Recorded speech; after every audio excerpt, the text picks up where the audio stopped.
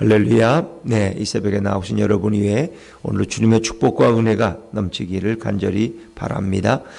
자, 열왕기하 12장에서는 우리 요아스가 40년간 통치하면서 과연 그가 처음의 시작이 좋았듯이 마지막도 좋았을까 하는 것을 우리에게 생각하게 합니다.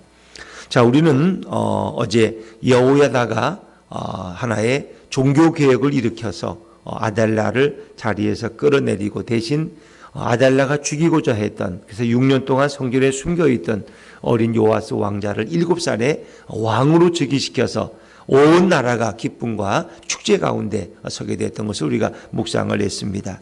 자, 오늘 성경은 이제 북이스라엘은 예후가 혁명을 일으켜서 그가 왕이 되고, 바로 예후의 제7년, 예후가 왕이 된 지 7년에 남왕국 유다에서는 요아스가 왕이 되어 40년간 통치했다고 두 나라의 왕을 비교하고 있죠. 근데 우리가 이제 요아스의 초기는 너무 아름다운 모습이었어요. 그래서 오늘 2절에 보니까 요아스가 어떻게 왕의 직임을 잘 감당했는가 우리가 생각해 볼 수 있죠. 자, 2절 말씀을 먼저 읽어볼까요? 2절입니다. 2절 시작. 요아스는 제사장 여호야다가 그를 교훈하는 모든 날 동안에는 여호와 보시기에 정직히 행하였으되, 바로 제사장 여호야다는 자기의 고모된 여호세바의 남편이고, 제사장 여호야다는 심지가 굳은 사람입니다. 아주 주도 면밀한 사람이에요. 그래서 북이스라엘의 아하왕의 딸 아달라가 왕자들을 다 죽이고 남왕국 유다로서의 왕으로 그가 즉위했을 때 여호야다는 뜻을 품고 기다리다가 이제 요아스가 7살이 되었을 때 그를 왕으로 세우게 되죠. 그리고 아달라와 그 모든 바알의 신당들과 바알의 제사장들을 다 제거해서 남왕국 유다에서 악을 척결하게 됩니다. 정말 제사장 여호야다는 아주 위대한 하나님의 사람이라고 말할 수 있겠죠. 그런데 제사장 여호야다가 그를 교훈하는 모든 날 동안 어린 요아스 왕을 잘 보좌해서,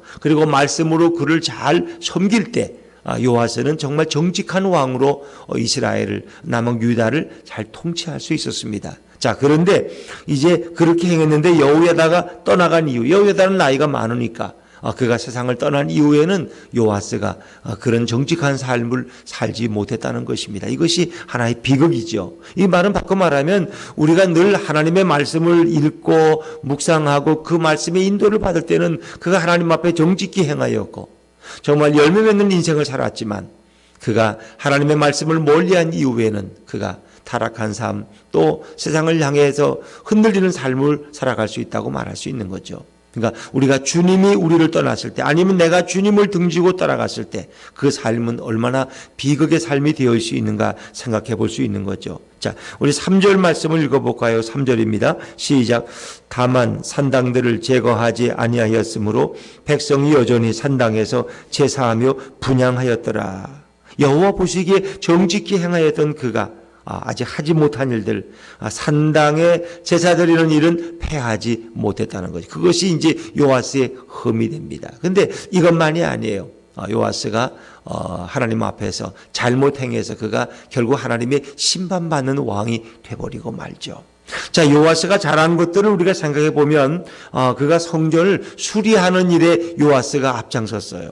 그래서 4절부터 우리가 16절까지 이렇게 말씀 보면 성전을 수리했던 그런 사역들이 소개가 되는데, 우리 4절 말씀을 한번 읽어볼까요? 4절입니다. 시작.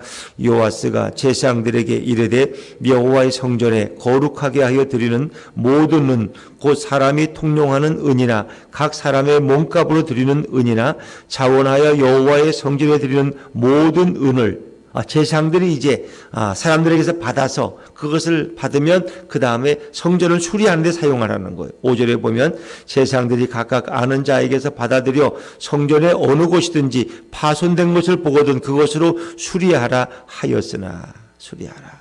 이렇게 해서 성전이 아마 솔로몬이 성전을 건축하고 꽤 많은 시간이 흘렀기 때문에 성전이 이제 여기저기 이렇게 회파된 데가 있었던 것 같아요. 그래서 그것을 잘 성전을 수리하는 일을 요아스가 앞장서서 했는데 그것이 자기 생각대로 잘 되어지질 않았어요.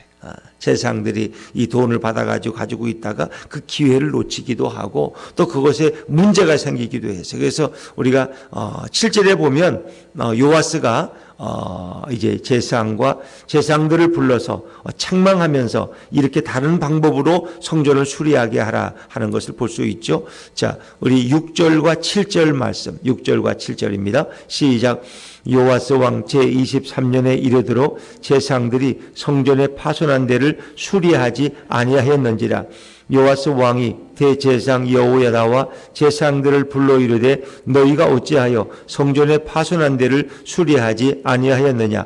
이제부터는 너희가 아는 사람에게서 은을 받지 말고 그들이 성전에 파손한 데를 이하여 드리게 하라.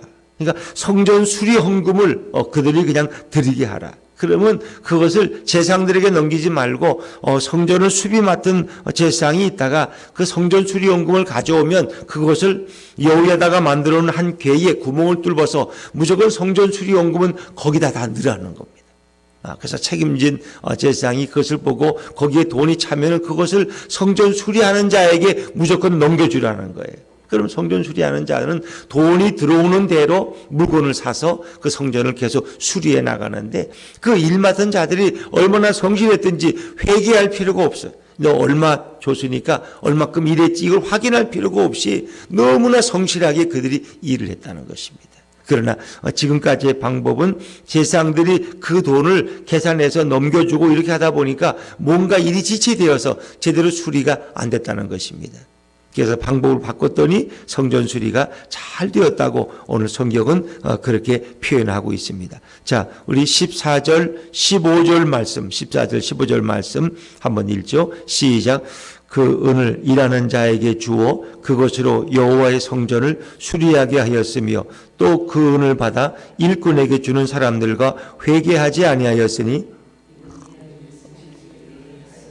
아멘. 이는 그들이 성실히 일을 하였습니다. 그래서 요아스의 업적 가운데 가장 큰을 들으면 성전을 수리한 일. 그러니까 솔로몬의 성전이 너무나 많이 노후되어서 이제 그것을 수리하지 못했을 때 요아스가 40년간 통치하면서 그 일에 열심을 내었던 것이 정말 하나님 보시기에 아름다운 일이었어요.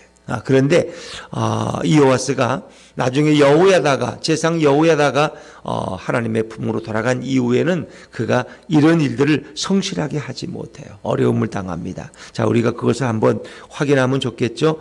자, 여기 본문을 열왕기하 12장을 그냥 펴놓으시고 역대하 24장을 한번 펴보시겠어요? 역대하 24장 17절입니다. 역대하 24장 17절. 역대하 24장 17절. 17절과 18절 두 절 말씀을 한번 읽어보죠. 역대하 688쪽입니다. 688쪽. 역대하 24장 17절 18절. 다 찾으셨으면 아멘 하시고, 네, 우리 17절 18절을 한번 천천히 같이 읽어보죠. 시작.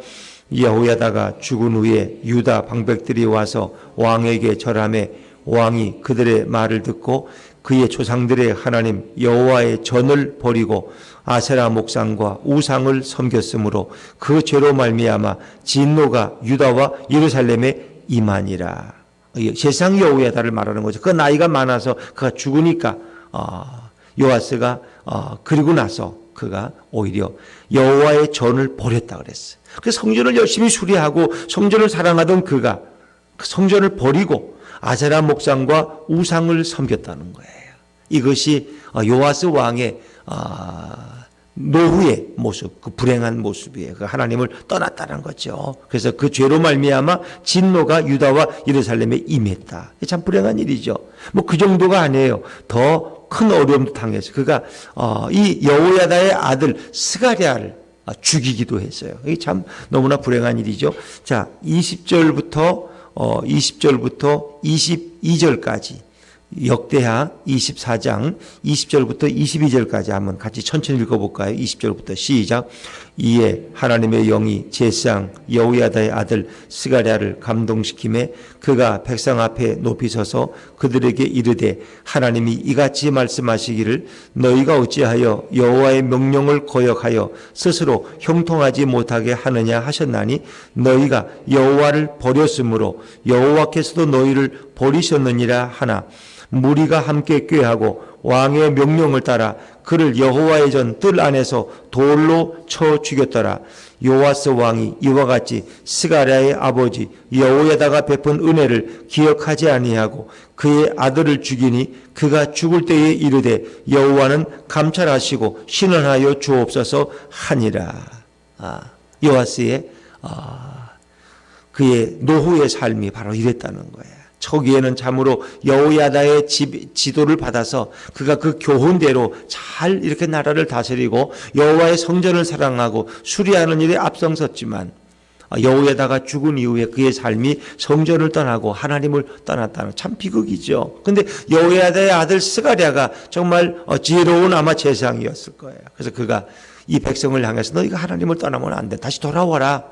그들은 결국 왕이 명령해서 스가랴를 돌로 쳐서 죽이도록 했다는 거예요. 그래서 오늘 성경은 요아스 왕이 여호야다가 베푼 은혜를 기억하지 아니하고 아들을 죽였다 이렇게 불행한 모습을 설명해 주고 있죠. 다시 우리 열왕기하 12장으로 다시 돌아와 보실까요? 자, 이렇게 해서 하나님은 요아스를 노후의 요아스를 기뻐하지 않습니다. 그래서 그에게 어떤 심판을 하십니까? 바로 아람의 하사엘 왕이 올라와서 결국은 괴롭히게 되죠. 남왕 유다를 괴롭혀요. 그래서 그 나라가 어려움 당했을 때 요아스가 또 어떤 일을 하는지 한번 여러분 보세요. 17절, 18절 말씀, 17절, 18절입니다. 시작. 그때에 아람왕 하사엘이 올라와서 가드를 쳐서 점령하고 예루살렘을 향하여 올라오고자 하므로 유다의 왕 요아스가 그의 조상들 유다 왕 여호사밧과 여호람과 아하시야가 구별하여 드린 모든 성물과 자기가 구별하여 드린 성물과 여호와의 성전 곡간과 왕궁에 있는 금을 다 가져다가 아람 왕 하사엘에게 보냈더니 하사엘이 예루살렘에서 떠나갔더라. 그러니까 아람 왕 하사엘이 예루살렘을 공격하니까 요아스는 싸울 힘이 없고, 그러니까 성전에 있던 왕궁에 있던 모든 성물과 금을 다 갖다가 아사엘에게 가서 조공으로 바쳤다는 거죠. 하사엘에게. 그리고 그가 떠나게 했다는 거예요. 이 모든 것은 하나님이 너무너무 싫어한 일이었어요. 요아스가 하나님을 의지하고 하나님 앞에 나아가 기도하면서 이 문제를 해결해야 되는데 성전에 있는 금 그리고 왕궁에 있는 성물들을 다 갖다 줘버렸어요. 결국. 그러니까 그 다음부터는 성전은 수리할 수가 없고 더 폐허가 되었겠죠. 하나님 이것을 너무나 싫어했어요. 그래서 결국은 요아스가 자신의 신복들에 의해서 결국은 살해당하게 되죠. 20절 말씀입니다. 20절 같이 읽죠. 20절 시작.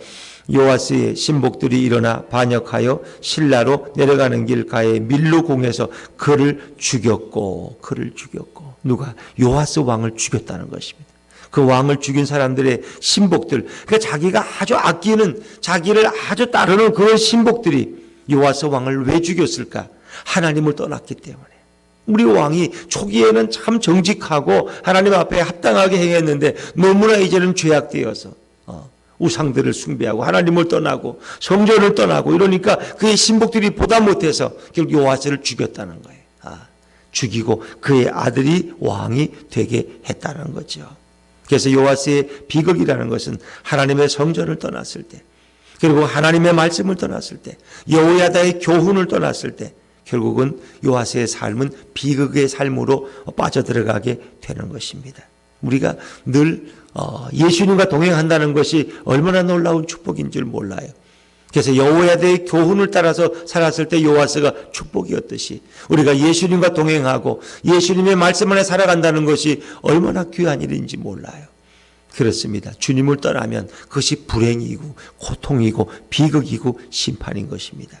오늘 성경은 주님을 떠난 삶의 비극을 우리에게 보여주고 있습니다. 여러분은 하나님의 말씀을 가까이 하면서 늘 주님 안에서 예수님과 동행하는 복된 성도들 되시기를 주의 이름으로 축원합니다. 기도하겠습니다.